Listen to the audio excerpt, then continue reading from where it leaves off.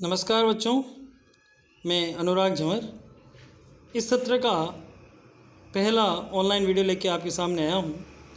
जैसे कि आपको पता है कि अभी कोविड-19 जो वायरस है वो चारों ओर फैला हुआ है। इस कारण से ऑफलाइन क्लासेस या जो क्लासरूम में अपन क्लास लेते थे वो पॉसिबल नहीं है। इसी को ध्यान में रखते हुए आप लोगों के लिए ऑनलाइन क्लासेस लाई गई हैं। छोटे छोटे वीडियोज़ होंगे, आशा आप लोग इसको देखोगे और इससे लाभान्वित होंगे। तो आपकी जो पेपर है EFM, उसमें दो सब्जेक्ट हैं, एक फाइनेंशियल मैनेजमेंट और एक बैंकिंग एंड फाइनेंशियल सिस्टम, वित्तीय प्रबंध है और मुद्रा व वित्तीय व्यवस्था है। तो उसमें हम EFM का जो सेकंड बुक है उसको पहले ले रहे हैं, जो बैंकिंग एंड वित्तीय व्यवस्था के नाम से आपका पेपर चल रहा है। तो उसमें जो सबसे पहला चैप्टर है आपकी स्क्रीन में दिखाई दे रहा होगा, वो है मुद्रा के बारे में। तो देखिए बच्चों, हम मुद्रा क्या होती है, मुद्रा का प्रयोग क्या है, ये हम आम जीवन में इस शब्द का प्रयोग करते रहते हैं, लेकिन इसकी प्रॉपर डेफिनेशन क्या है, वास्तव में ये कौन सी वस्तु होती है, तो ये समझने के लिए आज ये वीडियो आपके लिए बनाया गया है। तो सबसे पहले जो आपको ये जानना होगा कि ये जो मुद्रा है, जो जिसको हम इंग्लिश में मनी कहते हैं, ये शब्द कहाँ से आया है। तो देखिए बच्चों, ये जो मनी शब्द है ये लैटिन भाषा का मोनेटो शब्द से बना हुआ है। लैटिन भाषा में मोनेटो वर्ड था, उससे इंग्लिश में मनी डिराइव्ड हुआ और उसके बाद में इसका हिंदी रूपांतरण किया गया मुद्रा के रूप में। मोनेटो कौन थी? मोनेटो रोम की देवी थी। जैसे हमारे यहाँ लक्ष्मी जी होते हैं, वहाँ पे रोम में ये मोनेटो थी। और इन्हीं के मंदिर में प्राचीन जो रोम था, आपको पता होगी रोम की सभ्यता तो लगभग ख़त्म हो चुकी है, लेकिन जो प्राचीन रोम था जिसके अवशेष आज भी मिलते हैं, तो वहाँ पे इस मंदिर में सिक्कों का निर्माण किया जाता था, सिक्के अंकित किए जाते थे। इसलिए मोनेटो जो लक्ष्मी है, वहाँ की जो देवी है और जिसके नाम से ये बना हुआ है, तो वहाँ से ये वर्ड डिराइव होते होते इंग्लिश के अंदर मनी आया और मंदिर से होते होते इंडिया आया। तो जब भी आपके सामने ये क्वेश्चन आए, ये प्रश्न आए कि मुद्रा जो शब्द है उसकी उत्पत्ति कहाँ से हुई, ये हिंदी का शब्द है, लेकिन ये डिराइव्ड कहाँ से होके आया है, ये इंग्लिश के मनी का रूपांतरण है। लेकिन मनी वर्ड कहाँ से डिराइव्ड हुआ है, ये लैटिन भाषा के मोनेटो शब्द से बना हुआ है। अब हम आगे देखते हैं कि मुद्रा को हम कैसे परिभाषित कर सकते हैं, मुद्रा की परिभाषाएँ कौन कौन सी हैं। तो देखिए, अध्ययन की दृष्टि से मुद्रा की परिभाषा को 4 भागों में बांटा गया है, जिसमें पहला है, आप देख रही हैं यहाँ पे जो A लिखा हुआ है, जिसमें है वर्णनात्मक या कार्यात्मक परिभाषा। दूसरी है वैधानिक परिभाषाएं। C है आपका तीसरा सामान्य स्वीकृति पर आधारित परिभाषाएं। और D है उचित दृष्टिकोण पर आधारित परिभाषाएं। देखिए, जब भी ज्ञान की शाखा में कोई नया विषय आता है, या आप यूँ कह सकते हैं नया टॉपिक आता है, तब उसके बारे में जो उस समय के विद्वान साथी होते हैं वो उसको अपने अपने रूप से परिभाषित करते हैं। लेकिन कालांतर में समय में परिवर्तन के हिसाब से उसमें परिभाषिक रूप से भी परिवर्तन आता है। तो जो सबसे पहले जिन लोगों ने परिभाषाएं दी थी, उन्होंने वर्णनात्मक या कार्यात्मक का मतलब है जो उसकी मुद्रा के कार्यों का आपको एक ब्रीफ एक्सप्लेनेशन दे रहे हैं। तो उसमें हम देखते हैं, सबसे पहले हम देखेंगे, आप यहाँ देख सकते हैं वर्णनात्मक व कार्यात्मक परिभाषा में सबसे जो पहले डेफिनेशन दी गई वो हार्टले विदर्स ने दी। इन्होंने क्या कहा, मुद्रा वह है जो मुद्रा का कार्य करे। Means money is what money does. मतलब अगर मैं आपसे पूछूं मुद्रा का क्या कार्य है, तो आप कहोगे कि सर हमको बाज़ार से कोई सामान खरीदना हो तब हमको मुद्रा चाहिए। अगर हम कहीं किसी के यहाँ काम करें तो हमको ये पता होना चाहिए कि हमको कितने पैसे मिल रहे हैं, तो वहाँ पे भी हमको मुद्रा चाहिए।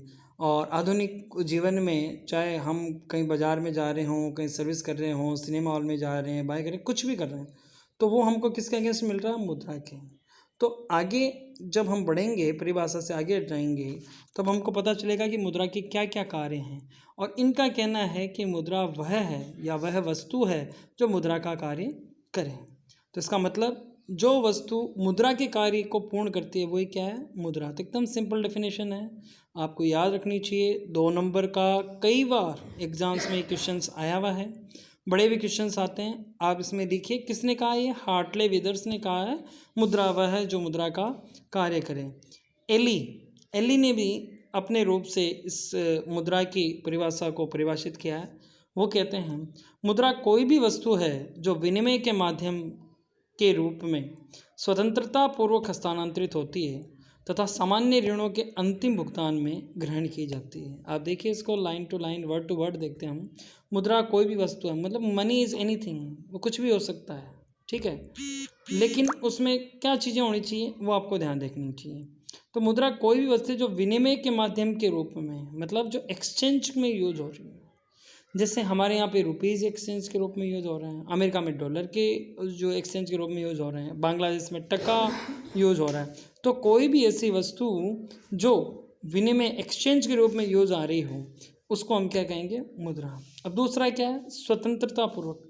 स्वतंत्रता पूर्वक मतलब आप अगर बाज़ार में सामान खरीदने जा रहे हैं और आप अगर उसको मुद्रा दे रहे हैं तो वो ये नहीं कहेगा कि भैया मैं तो ये नहीं लेता, ये मुद्रा मेरे को अस्वीकार्य है, और आप उसको ये नहीं कहोगे नहीं भैया तेरे को लेनी पड़ेगी। मतलब वो इंडिपेंडेंटली ले रहा है, बिल्कुल निर्भय होकर ले रहा है, उसको कोई डर नहीं है उस मुद्रा में।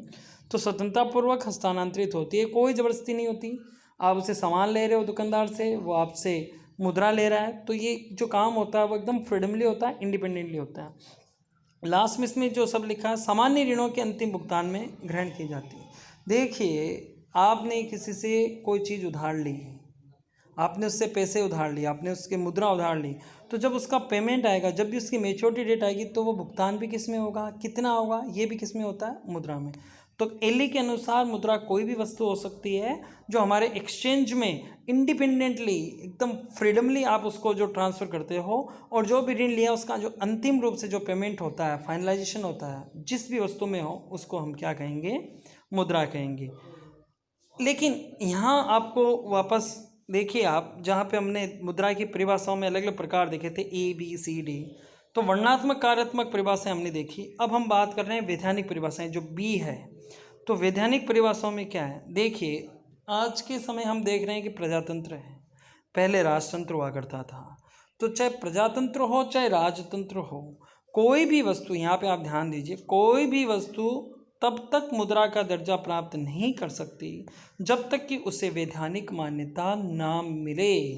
आपको मैं वापस रिपीट कर रहा हूँ, भारत में किसी भी वस्तु को वैधानिकता जो प्रदान की जा रही है कि ये मुद्रा के रूप में कार्य करेगी, ये कौन कार्य करती है, हमारे द्वारा चुनी गई सरकार। और सरकार ने पूरे इस मुद्रा बाजार पे नियंत्रण करने के लिए रिजर्व बैंक ऑफ इंडिया की स्थापना कर रखी। इसीलिए आप देखो कि आप 1 रुपये के नोट को छोड़ के कोई सा भी नोट देखोगे, उसमें आपको क्लियर कट ये लिखा हुआ रहेगा कि मैं एतत् द्वारा ये घोषणा करता हूँ कि इस व्यक्ति को, अमुक व्यक्ति को इतने रुपए का आप पे कोई भी सामान देने का या इतने रुपए देने का मैं वादा करता हूँ। तो वो जो चीज़ है वो उसको, उस मुद्रा को वैधानिकता प्रदान कर रही है। तो यहाँ पे क्या था, कोई भी वस्तु तब तक मुद्रा का दर्जा प्राप्त नहीं कर सकती जब तक कि उसे वैधानिक मान्यता न मिले। राजा हैं तो आपने देखा होगा पुराने जो सिक्के हैं उसमें विक्टोरिया की फ़ोटो लगी हुई थी, क्योंकि उनको कौन इशू करते थे, वहाँ के राजा है विक्टोरिया। अब हम वैधानिक परिभाषा हम देखते हैं, प्रोफेसर नेप ने क्या कहा। प्रोफेसर नेप ने कहा है कोई भी वस्तु जो राज्य के द्वारा मुद्रा घोषित की जाए मुद्रा हो जाती। क्लियर कट इन्होंने कहा है कि भाई साहब तुगलक जी आए, उन्होंने कोई पर्टिकुलर मुद्रा जारी कर दी तो वो मुद्रा हो गई। अकबर का समय आया, अकबर ने कौन से सिक्के जारी कर दिए, वो मुद्रा हो गई। जैसे जैसे राजा आए, चंद्रगुप्त भी हुआ, फिर हम लिखते हैं लेटर ऑन जब इंग्लिश जो ब्रिटिशर्स हमारे पे यहाँ राज करने के लाए, उन्होंने भी मुद्रा चलन में लाए। फिर हम देख रहे हैं कि वर्तमान में जो हमारे प्रजातांत्रिक सरकार है, अभी हमने देखा 500 रुपये के जो नोट थे, 1000 रुपये के नोट बंद कर दिए, तो मुद्रा क्या हो गई, वो चलन से बाहर हो गई, वो इलीगल हो गई। 2000 के वो नोट लेके आए तो वो क्या हो गए, चलन में आ गए। तो इसी प्रकार राज्य जिसको भी मुद्रा घोषित करे वो क्या हो जाती है, मुद्रा। और भारत में वो किसको घोषित कर रखी है, रुपीज़ को।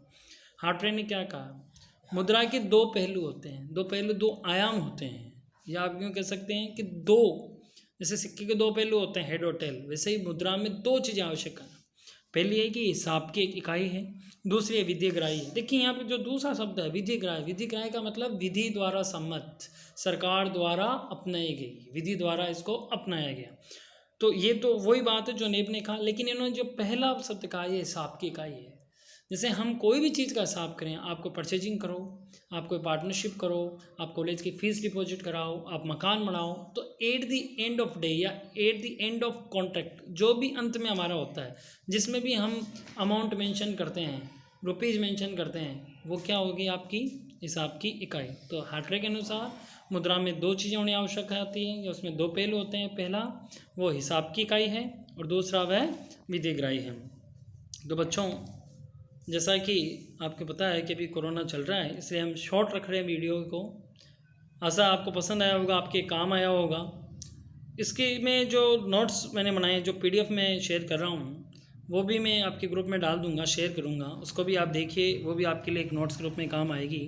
इस वीडियो को भी सुनिए और उसके बाद अपने से भी प्रयास किए कि इस कोरोना काल में कैसे हम हमारे स्किल्स बढ़ाएं, कैसे हम हमारी एजुकेशन से टच में रहें। प्रमोट आप हो चुके हो, आपको बधाई, धन्यवाद। उसी तो क्या हुआ?